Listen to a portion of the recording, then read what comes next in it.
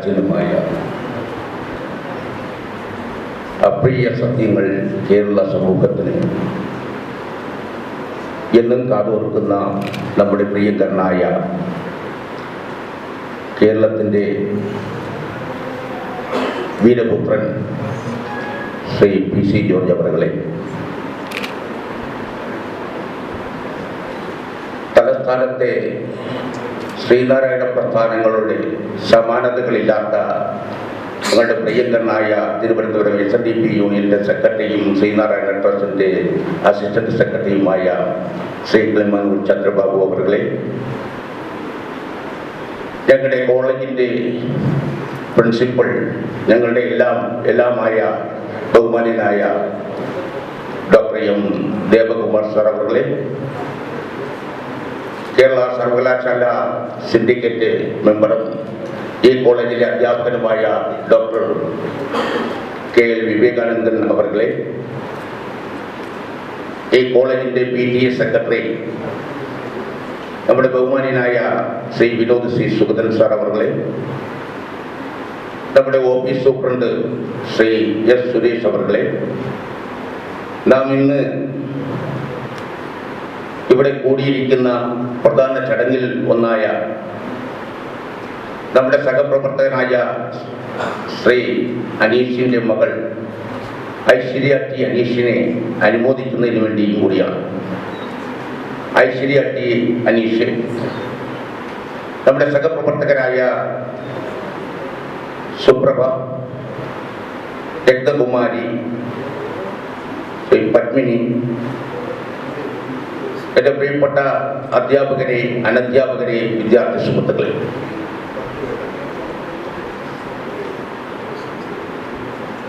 Kerala private college ministerial staff federation എല്ലാ വർഷവും നടത്തി വരാറുള്ള അവാർഡ് ദാനം ഇപ്രാവശ്യം അതിന് വളരെയധികം പുതുമകൾ നിറഞ്ഞതാണ്. സാധാരണപ്പെട്ട ഒരു കുടുംബത്തിലെ ജനിച്ചു വളർന്ന് നമ്മളിൽ ഒരുവനായ ശ്രീ അനീഷിന്റെ മകൾ ഒരുപക്ഷെ ലക്ഷക്കണക്കിൽ ആളുകളിൽ ഒരാൾക്ക് മാത്രം കിട്ടുന്ന അപാരമായ കഴിവ്, ഇംഗ്ലീഷ് സാഹിത്യത്തെക്കുറിച്ചും ഇംഗ്ലീഷിനെ കുറിച്ചും ആ കുട്ടിക്കുണ്ടാകുന്ന അപാരമായ കഴിവ്, ആ കഴിവ് തൻ്റെ 3 വയസ്സ് മുതൽ LKG വിദ്യാഭ്യാസ കാലഘട്ടത്തിൽ സ്കൂളിൽ നിന്നും അല്പം താമസിച്ച് വന്നതിന് പുറത്താക്കി ഗെറ്റ് ഔട്ട് പറഞ്ഞപ്പോൾ എന്താണെന്ന് മനസ്സിലാക്കാൻ കഴിയാതെ കരഞ്ഞുകൊണ്ട് രക്ഷകർത്താക്കൾ അനീഷിനോടും ഭാര്യയോടും അമ്മയുടെ അച്ഛനോടും സങ്കടം പറഞ്ഞ് കരഞ്ഞുകൊണ്ടുവന്ന നമ്മുടെ പ്രിയങ്കരിയായ അനീഷിന്റെ മകൾ ഐശ്വര്യ ഇന്ന് ഒരുപക്ഷെ കേരള സമൂഹത്തില് വ്യത്യസ്തമായ ഒരു കാൽവെപ്പ് നടത്തിയ അപൂർവമായ വ്യക്തിത്വത്തിന്റെ ഉടമയായി മാറിയിരിക്കുകയാണ്. നമുക്കറിയാം, ഈ പ്രായത്തിൽ ഏകദേശം 400-ൽ പരം കവിതകൾ മലയാളത്തിലും ഇംഗ്ലീഷിലുമായി എഴുതുകയും പല പുസ്തകങ്ങൾ രചിക്കുകയും ചെയ്തിട്ടുള്ള നമ്മുടെ ഐശ്വര്യ ഒരു കോളമിസ്റ്റായിട്ടും പ്രവർത്തിക്കുന്നുണ്ട്. അതുകൂടാതെ അമേരിക്കയിൽ നിന്നിറങ്ങുന്ന ഒരു മാസികയിൽ കോളമിസ്റ്റായി പ്രവർത്തിക്കാനുള്ള ആ ഭാഗ്യം ഈ കൊച്ചു മിടുക്കിക്ക് കിട്ടിയപ്പോൾ അനധ്യാപകരെ സംബന്ധിച്ചിടത്തോളം അപൂർവങ്ങളിൽ അപൂർവമായി മാത്രം കിട്ടുന്ന ഞങ്ങളുടെയും കൂടി ഒരു ഭാഗ്യമായി ഞങ്ങൾ ഇത് കാണുന്നു. അതുകൊണ്ട് തന്നെയാണ് ഒരു 3 മാസത്തിന് മുമ്പേ ചെമ്പഴന്തി ശ്രീനാരായണ കോളേജിൽ കൂടിയ യോഗത്തിൽ വെച്ച് ഐശ്വര്യ ടി അനീഷിനെ അഭിനന്ദിക്കണമെന്ന്, അതിന് പ്രഗത്ഭരായ ഏതെങ്കിലും വ്യക്തികളെ തന്നെ ഈ കോളേജിൽ കൊണ്ടുവരണമെന്നും ആഗ്രഹിച്ചത്. പക്ഷേ ഞങ്ങൾ നമ്മുടെ ബഹുമാനീയനായ government chief whip Shri PC George സാറിനോട് ഞാനൊരു ടെലിഫോണിൽ കൂടെ മാത്രമാണ് ബന്ധപ്പെട്ടത്. അദ്ദേഹത്തിന്റെ അനുജന്റെ കുട്ടി മരിച്ച് ആ ദുഃഖത്തിലിരിക്കുന്ന ആ സമയത്താണ് അദ്ദേഹത്തെ ഒരു ടെലിഫോണിൽ കൂടി ബന്ധപ്പെട്ടപ്പോൾ വളരെ കാര്യമായി അദ്ദേഹത്തിന് ഞങ്ങൾ 29-ാം തീയതി ആണ് ക്ഷണിച്ചത്. അന്ന് അദ്ദേഹം തലസ്ഥാനത്തില്ല. 27-ാം തീയതിയാണെങ്കിൽ ഞാൻ ഈ പരിപാടിയിൽ പങ്കെടുക്കാം എന്നെനിക്ക് വാക്ക് നൽകുകയും ചെയ്തു. അതുപോലെ തന്നെ കഴിഞ്ഞ ദിവസം അദ്ദേഹത്തെ കണ്ടപ്പോഴും ഈ കുട്ടിയെ കുറിച്ച് അദ്ദേഹത്തിന് വാദോരാതെ എന്നോട് സംസാരിച്ചു. അത് കഴിഞ്ഞ് ഞാൻ പുറത്തിറങ്ങി വന്നതിന് ശേഷം അനീഷിനെ വിളിക്കുകയും ആ കുട്ടിയുമായി സംസാരിക്കുകയും ചെയ്തു. അത്രയ്ക്ക് ഞങ്ങൾക്ക് അനധ്യാപക ജീവനക്കാരെ സംബന്ധിച്ചിടത്തോളം ഏറ്റവും വലിയ ചാരിതാർത്ഥ്യം ഇക്കാര്യത്തിലുണ്ട്. അദ്ദേഹത്തിന് ഈ PC ജോർജ് സാറിനെ തന്നെ ഈ ചടങ്ങിനെ കിട്ടിയതിൽ ഞങ്ങൾക്ക് ഏറ്റവും വലിയ സന്തോഷവുമാണ്. ഈ അധ്യക്ഷ പ്രസംഗം നീട്ടിക്കൊണ്ടുപോകാൻ ആഗ്രഹിക്കുന്നില്ല. ഈ നമ്മുടെ ഐശ്വര്യ ടി അനീഷിനെ ആദരിക്കുന്ന ഈ ചടങ്ങ് വളരെ ഗംഭീരമായി തന്നെ നടക്കട്ടെ. അതുപോലെ നമ്മുടെ സർവീസിൽ നിന്നും വിരമിക്കുന്ന ഈ 30-ാം തീയതി വിരമിക്കുന്ന സുപ്രഭ, ഞാൻ സുപ്രഭയെല്ലാം ഒരു ദിവസം സർവീസിൽ കയറിയാണ്. 31 വർഷത്തെ സർവീസ് പൂർത്തിയാക്കി ഈ കോളേജിന് 30-ാം തീയതി നിന്ന് ഔദ്യോഗിക രംഗത്ത് നിന്നും യാത്ര തിരിക്കുകയാണ്. അതുപോലെ തന്നെ രക്തകുമാരിക്ക് സർവീസ് അല്പം കുറവാണ്. 22 കൊല്ലത്തെ സർവീസ് മാത്രമേ ഉള്ളൂ. രക്തകുമാരി ഈ 30-ാം തീയതി ഈ കോളേജിൽ നിന്നും ഔദ്യോഗിക രംഗത്ത് വിട പറയുകയാണ്. നമ്മുടെ പത്മിനിക്ക് ഞാനൊക്കെ സർവീസിൽ കയറി 6 മാസം കഴിഞ്ഞ ശേഷമാണ് കയറിയത്. ഏകദേശം 30 വർഷം സർവീസ് പൂർത്തിയാകുകയാണ്. ആ പത്മിനിക്കും എല്ലാവിധ ജീവിതത്തിന്റെ ഈ അവസാന കാലഘട്ടത്തിൽ എല്ലാവിധ ഐശ്വര്യങ്ങളും ജഗദീശനായ ഗുരുദേവൻ നൽകട്ടെ എന്ന് പറഞ്ഞുകൊണ്ട് ഞാൻ എന്റെ വാക്കുകൾ അവസാനിപ്പിക്കുന്നു. ഗുരുദേവൻ അനുഗ്രഹിക്കട്ടെ.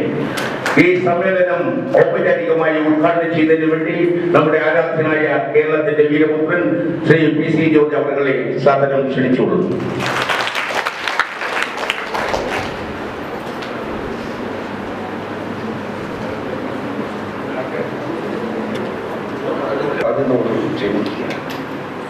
ഞാൻ വിഷയത്തിലേക്ക് തന്നെ പറയട്ടെ. KPCMS ആഭിമുഖ്യത്തിലുള്ള യാത്രയയപ്പ് സമ്മേളനമാണ്. ആ യാത്രയയപ്പും അനുമോദനവും എന്ന് പറയുന്ന കുമാരി ഐശ്വര്യക്കുള്ള അനുമോദനമാണ്. ഐശ്വര്യയെ പറ്റി ഒരു വാക്ക് പറയട്ടെ. ലോകത്ത് അപൂർവ ജനസിൽപ്പെട്ട ചെടികളും മനുഷ്യരും ഒക്കെ എല്ലാം അപൂർവത്തിൽപ്പെട്ടതാണ്. അങ്ങനെ മനുഷ്യ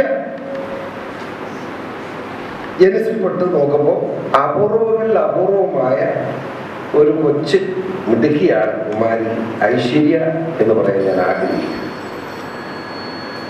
ഇതൊക്കെ ഞാൻ കുറിച്ചു കഥ പറയാം. ഐശ്വര്യയുടെ അച്ഛൻ അനീഷ് രാജു, അമ്മ താരി. അച്ഛനെ അമ്മ എന്നാണ് ഞാൻ ആദ്യം അമ്മയെന്തി. ഈ അമ്മയുടെ നല്ല വിത്തിൽ നിന്ന് നല്ല ഫലം ഉണ്ടാവും, യാതൊരു സംശയമില്ല. നല്ല പ്രാർത്ഥനയോടുകൂടി ഗുരുദേവനെ സ്മരിച്ചുകൊണ്ട് ഒരു കുഞ്ഞിന് അവർ ജന്മം കൊടുത്തു. അതുകൊണ്ട് ആ കുഞ്ഞ് ഇങ്ങനെ ആയി എന്നുള്ളത് എനിക്ക് വേറെ കാര്യമൊന്നും പറയാം, മനസ്സിലായി. നല്ല ഫലം ഉണ്ടാകണമെങ്കിൽ നല്ല വിത്തായി. അപ്പോ പ്രിയങ്കര അനീഷ് രാജും ബഹുമാനപ്പെട്ട താരി നിങ്ങൾക്ക് സന്തോഷിക്കാം എന്നാണ് എനിക്ക് പറയാൻ. അല്ലാതെ കുമാരി ഐശ്വര്യയെ പറ്റി വൃത്തിയൊക്കെയാണ് ഞാൻ ഒന്നും പറയുന്നത്. പക്ഷെ വേറെ കുഞ്ഞുങ്ങളോട് ഇരിപ്പുണ്ട്, അവരോട് എനിക്ക് വേറെ ചില കാര്യങ്ങളെ സംബന്ധിച്ച് പറയാം. ഐശ്വര്യ എന്ന് പറയുന്ന ഈ കൊച്ചു പെൺകുഞ്ഞ് 3-ാമത്തെ വയസ്സ് മുതൽ ശ്രമം തുടങ്ങിയതാണ്. ഒരു മാറ്റം, അതൊക്കെ ഓരോ നിമിത്തങ്ങളാണ്. അതിനകത്ത് വരുന്ന ചരിത്രമൊക്കെ ഇവിടെ നമ്മുടെ പ്രിയങ്കരായ വെട്ടുകാട് അശോകൻ പറഞ്ഞതിലേക്കൊന്നും ഞാൻ പോകുന്നില്ല. ഒരു ടേണിംഗ് പോയിന്റാണ് 3-ാമത്തെ വയസ്സിലെ കുഞ്ഞുങ്ങളുണ്ടായത്. ഞാൻ ആ കുട്ടിയോട് ചോദിക്കുക, നീ റഷ്യൻ ഭാഷ എങ്ങനെ ഇരിക്കുന്നു? വലിയ ബുദ്ധിമുട്ടാണ് പഠിക്കാൻ. സ്പാനിഷ് ഭാഷ വളരെ എളുപ്പമാണ് തോന്നുന്നത്. നമുക്കിതെല്ലാം ബുദ്ധിമുട്ടാണെന്നുള്ളതാണ് വേറൊരു വികസനം. ഞാൻ ജർമ്മൻ ചോദിച്ചു. ജർമ്മൻ എന്ന് പറയുമ്പോൾ അത് ഇംഗ്ലീഷിന് തുല്യമായൊരു ഭാഷയാണ് അല്ലേ പറയാം. പക്ഷെ മോള് പറയുന്നത് സ്പാനിഷ് ഭാഷയാണ് പഠിക്കാൻ എളുപ്പമെന്നാണ്. ഇനി വയസ്സനാക്കാൻ ഒന്നും പഠിക്കാൻ ഞാൻ ഉദ്ദേശിക്കുന്നില്ല, അതുകൊണ്ട് അതിൻ്റെ ചർച്ചയിലേക്ക് ഞാൻ പോകുന്നില്ല. പക്ഷെ നിങ്ങൾ കുട്ടികളോട് എനിക്ക് പറയാനാണ്, നിങ്ങൾക്കും ഇത് കഴിയും. ഇത്രയും കഴിയണമെന്നില്ല. കാരണം പറയുന്നത് എൻ്റെ കഴിഞ്ഞുള്ള എൻ്റെ അടുത്ത തലമുറ, എൻ്റെ മക്കൾ, അവരുടെ ഐക്യവും എൻ്റെ ഐക്യവുമായിട്ട് കമ്പയർ ചെയ്യുമ്പോൾ 9 ഇരട്ടിയാണെന്നാണ് ശാസ്ത്രം അല്ലേ. ശാസ്ത്രം 9 ഇരട്ടിയാണ്. ആ 9 ഇരട്ടി എന്ന് പറയുമ്പോൾ 1 ഇരട്ടി എന്ന് പറയുന്നത് 30 ടൈംസ് ആണ്. അപ്പം 9 270 ടൈംസ് വരാൻ സാധ്യതയുണ്ട്. ഞാൻ ഈ ലേഖനങ്ങളൊക്കെ വായിക്കാറുണ്ട്. ഒരു ശാസ്ത്രജ്ഞന്റെ ലേഖനത്തിൽ വായിച്ചപ്പോൾ മനസ്സിലാക്കാൻ കഴിഞ്ഞതാണ്. അങ്ങനെയെങ്കിൽ ഈ ഐശ്വര്യയുടെ കുഞ്ഞിന്റെ കാലത്ത് ഈ ലോകം എങ്ങനെ ആയിരിക്കുമെന്ന് നമുക്കിപ്പോൾ പ്രവചിക്കാൻ കഴിയില്ല. അതാണ് പ്രധാനപ്പെട്ട കാര്യം. നമ്മുടെ ഭൂമി കൊണ്ട് കുമാരി ഐശ്വര്യയ്ക്ക് നല്ല ഭാവി ഉണ്ടാവട്ടെ എന്ന് ഞാൻ ഭാവി. ഞാൻ പറയാതെ നല്ല ഭാവി ഉണ്ടെന്നാണ്. അപ്പൊ പിന്നെ എന്റെ പറച്ചിലേക്ക് കാര്യം ദൈവാനുഗ്രഹം പറഞ്ഞാൽ നിങ്ങളോട് ഞാൻ പറയട്ടെ, നിങ്ങൾക്ക് ഇതുപോലെ കഴിയണം. സംശയം നിങ്ങളിൽ ഉള്ള ഒളിഞ്ഞു കിടക്കുന്ന കഴിവുകൾ ഏതാണെന്ന് കണ്ടെത്തുന്നതിൽ നിങ്ങൾ പരാജയപ്പെടാമാണ്. എൻ്റെ മക്കൾ വെളിയിരിക്കുന്നത് നിങ്ങളുടെ കഴിവുകളുണ്ട്, അത് ഇതുപോലെ പരിപോഷിക്കപ്പെടേണ്ടതാണ്. പരിപോഷിക്കപ്പെടേണ്ട ആ കഴിവുകൾ ഏത് എന്ന് മാറ്റം വെച്ച് നോക്കി നിങ്ങൾ സ്വയം ചിന്തിച്ച് ആ കഴിവുകളെ കൂടുതലായി പ്രശോഭിപ്പിക്കാൻ കഴിയുന്ന സാഹചര്യം സൃഷ്ടിക്കാൻ നിങ്ങൾ കുഞ്ഞുങ്ങൾ ശ്രമിക്കണം എന്നാണ് എനിക്ക് പറയാം. അങ്ങനെ ടോട്ടലായി വരുമ്പോൾ വരുന്ന ഗുണം എന്താണെന്ന് ചോദിച്ചാൽ, നമ്മുടെ നാടിനും സമൂഹത്തിനും അതിൻ്റെ ഐശ്വര്യവും ഗുണവും ലഭിക്കും, ലോകത്തിനും അതൊരു നേട്ടമായി മാറും എന്ന ചിന്തയോടുകൂടി നിങ്ങൾ പ്രവർത്തിക്കണം എന്ന് ഞാൻ ചൂണ്ടിക്കാണിക്കട്ടെ. അപ്പോൾ തന്നെ ഞാൻ സ്വല്പം നീണ്ടുപോയി എന്നെനിക്ക് തോന്നുന്നു. ഇന്ന് യാത്രയപ്പാണ് സഹപ്രവർത്തകരായ ശ്രീമതി എസ് സുപ്രഭ 31 കൊല്ലം സേവനം ചെയ്തു. 31 കൊല്ലം സേവനം ചെയ്ത സുപ്രഭ എൻ്റെ 25 കൊല്ലം കൂടുതൽ ജോലി ചെയ്തെന്ന്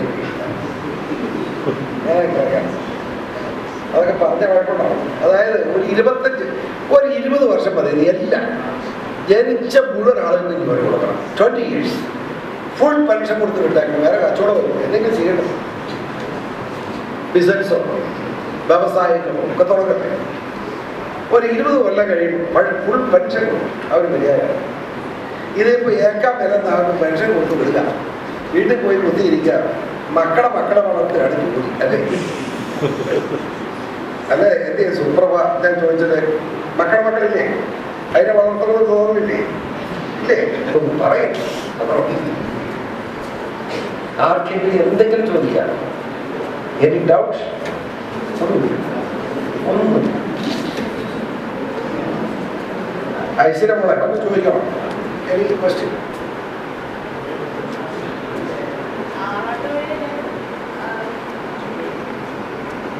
ആറാട്ടുപള്ളി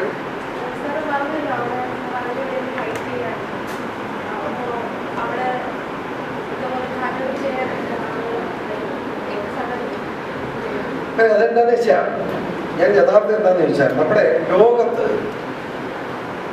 ഒരു രാജ്യത്തും ഇല്ലാത്തത്ര മിനറൽ കണ്ടന്റുള്ള മേഖലയിൽ, അത് കൊല്ലം മുതൽ ആലപ്പുഴ, നമ്മുടെ കേരളത്തിന് തീരെ മുഴുവനുണ്ട്.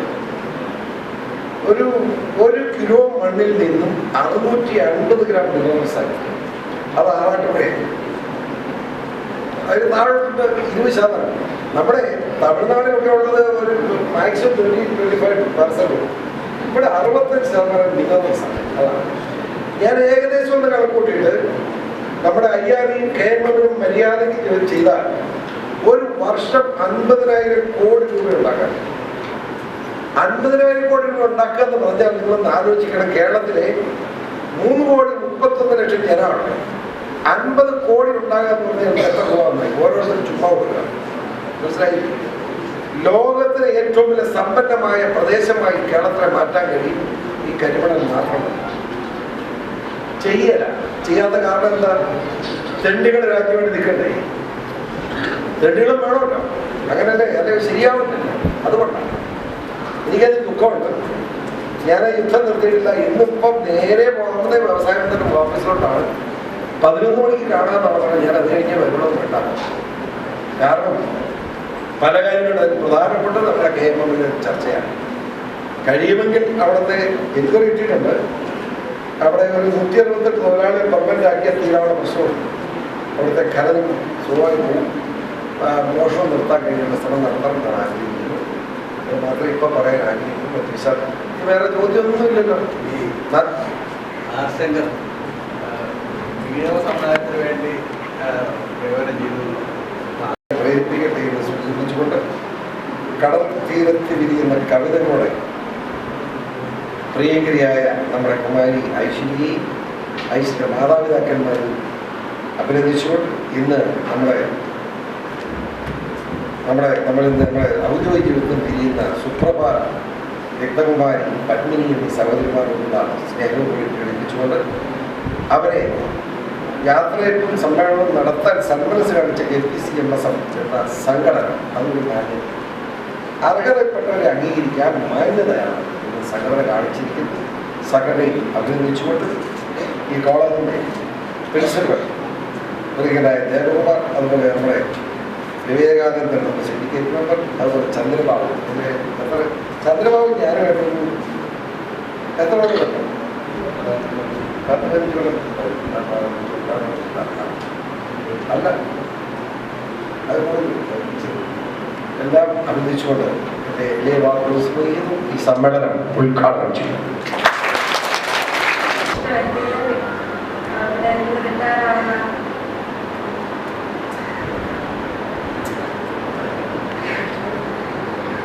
സുപ്രഭാതം, രത്നകുമാരൻ, പത്മിനി. ആദ്യം തന്നെ ഞാൻ എൻ്റെ നന്ദി പറഞ്ഞുകൊണ്ട് തുടങ്ങട്ടെ. ഇന്ന് രാവിലെ വന്നപ്പോൾ ഞാൻ നന്ദി മാത്രം പറഞ്ഞാൽ മതിയോ എന്ന് ചോദിച്ചപ്പോൾ ഇവിടെ വേദിയിലിരിക്കുന്ന ഒരാൾ ചെയർ കൊണ്ട് എനിക്ക് ഹൈഫൈ കിട്ടുമെന്ന് പറഞ്ഞു. അങ്ങനെ പേടിച്ചാണ് ഞാൻ പറഞ്ഞത്. എനിക്ക് വളരെയധികം സന്തോഷമുണ്ട് ഇന്ന് ഇവിടെ ഈ അവാർഡ് ഏറ്റുവാങ്ങാൻ, എസ്പെഷ്യലി PC ജോർജ് അങ്കിളുടെ കയ്യിൽ കിട്ടാൻ. ഇന്നലെ രാവിലെ എന്നെ വിളിച്ചിരുന്നു. ഞാൻ ആദ്യം പേടിച്ചു പോയി. വിളിച്ചപ്പോൾ എന്ത് പറയണമെന്ന് പറഞ്ഞില്ല. പക്ഷേ ഫൈനലി കൺഗ്രാറ്റുലേഷൻസ് പറഞ്ഞപ്പോൾ ഞാൻ താങ്ക് യു പറഞ്ഞത്. പിന്നെ ഇവിടെ സംസാരിച്ച ചന്ദ്രബാബു സാറ്, ഞാൻ 8ാം ക്ലാസ് വരെ SNRS സെൻട്രൽ സ്കൂളിലാണ് പഠിച്ചത്. എൻ്റെ ഗ്രാമത്തിൽ ഏകദേശം 1/2 മണിക്കൂർ എൻ്റെ വീട്ടിൽ നിന്ന് ദൂരമുള്ള ഒരു സ്കൂളിലാണ് ഞാൻ പഠിച്ചത്. SNRSലെ LKG മുതൽ 8ാം ക്ലാസ് വരെ. അവിടെ വെച്ചാണ് എനിക്ക് എന്തെല്ലാം ഇംഗ്ലീഷ് ഞാൻ പ്രാപ്തമാക്കിയിട്ടുണ്ടോ അതെല്ലാം എനിക്ക് കിട്ടിയത്. അത് മോസ്റ്റ്ലി ഞാൻ TV കണ്ടാണ് ഞാൻ ഭാഷ പഠിച്ചത്, പുസ്തകങ്ങൾ വായിച്ചാണ്. അവിടുത്തെ ടീച്ചേഴ്സ്, അവിടുത്തെ എൻ്റെ അധ്യാപകരാണ് എനിക്ക് എല്ലാ സപ്പോർട്ടും നൽകിയത്. എൻ്റെ പേരൻസിൻ്റെ കൂടെ അവരാണ് എനിക്ക് എല്ലാ സപ്പോർട്ടും നൽകുന്നത്. എസ്പെഷ്യലി അവിടുത്തെ പ്രിൻസിപ്പൽ വിമല മാം, പിന്നെ ടീച്ചേഴ്സ് മായ, എസ്പെഷ്യലി മായ മിസ്, അവരൊക്കെയാണ് എന്നെ എപ്പോഴും എഴുതാൻ പ്രേരിപ്പിച്ചുകൊണ്ടിരുന്നത്. അതുപോലെ തന്നെ എൻ്റെ മാതാപിതാക്കളെ പരീക്ഷ ദിവസമായാലും എനിക്ക് കവിത എഴുതണം, അല്ലെങ്കിൽ ചിത്രം വരയ്ക്കണം പറഞ്ഞോ പോയിട്ട് ചെയ്തോളൂ. അല്ല, പഠിക്കാൻ ഒരിക്കലും നിർബന്ധിച്ചിട്ടില്ല. അതായിരിക്കണം ചിലപ്പോൾ എന്നെ ഒരുപാട് താല്പര്യത്തോടു കൂടി ഭാഷ പഠിക്കാൻ എന്നെ പ്രേരിപ്പിച്ചത്. പിന്നീട് എനിക്ക് 5ാം ക്ലാസ്സിൽ വെച്ച് കമ്പ്യൂട്ടർ കിട്ടിയത് അപ്പോഴാണ്.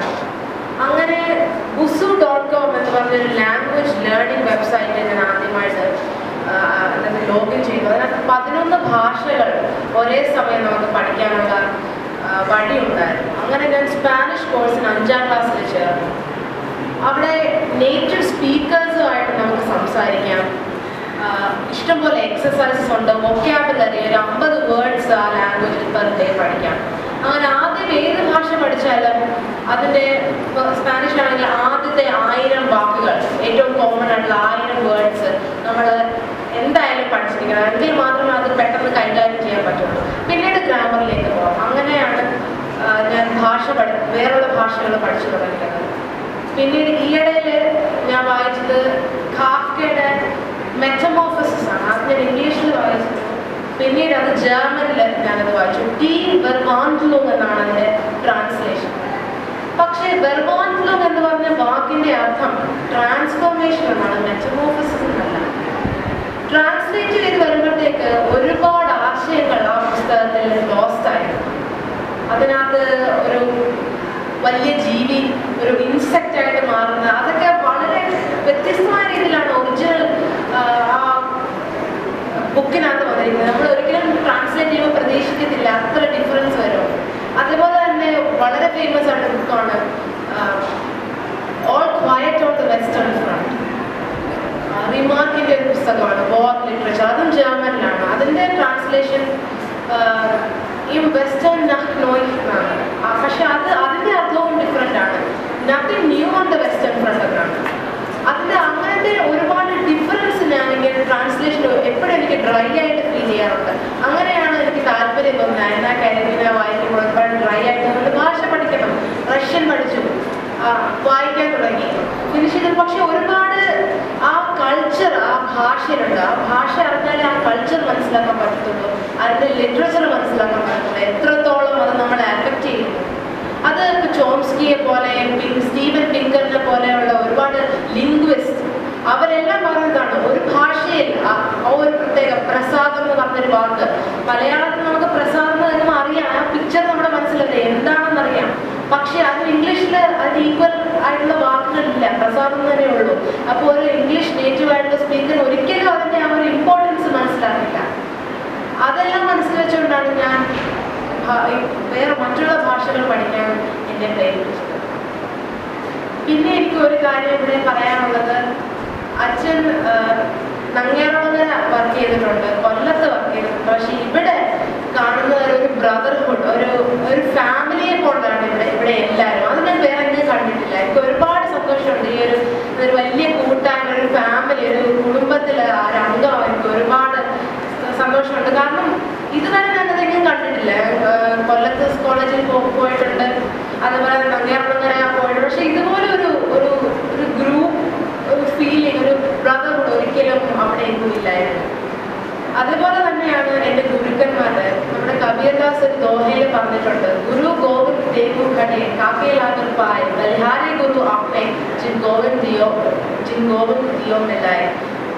അതിൻ്റെ അർത്ഥം ദൈവവും ഗുരുവും എൻ്റെ മുന്നിൽ ഒരുമിച്ച് വന്ന് നിന്നാൽ ഞാൻ ആദ്യം ഗുരുവിൻ്റെ പാദം നമസ്കരിക്കും. കാരണം ഗുരുവാണ് എനിക്ക് ദൈവത്തിനെ പറ്റി എനിക്ക് പറഞ്ഞു തരുന്നത്. അതുപോലെയാണ് എൻ്റെ എല്ലാ അധ്യാപകരും.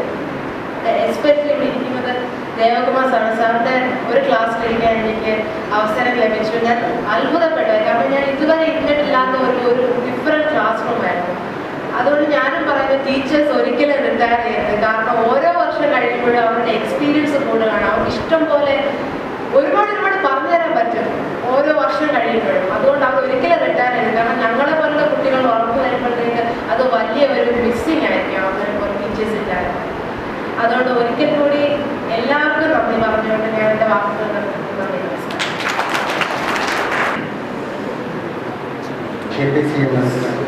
KPCMSF ജില്ലാ പ്രസിഡന്റുമായ ഇവിടെ സഹപ്രവർത്തകൻ ശ്രീ വെട്ടിക്കാട് അശോകൻ, ഈ സമ്മേളനം ഇവിടെ ഔപചാരികമായിട്ട് ഉദ്ഘാടനം ചെയ്ത അഭിനന്ദനായ ശ്രീ PC ജോർജ് അവർ, ഇവിടെ അവാർഡ് ദാനം നിർവഹിച്ച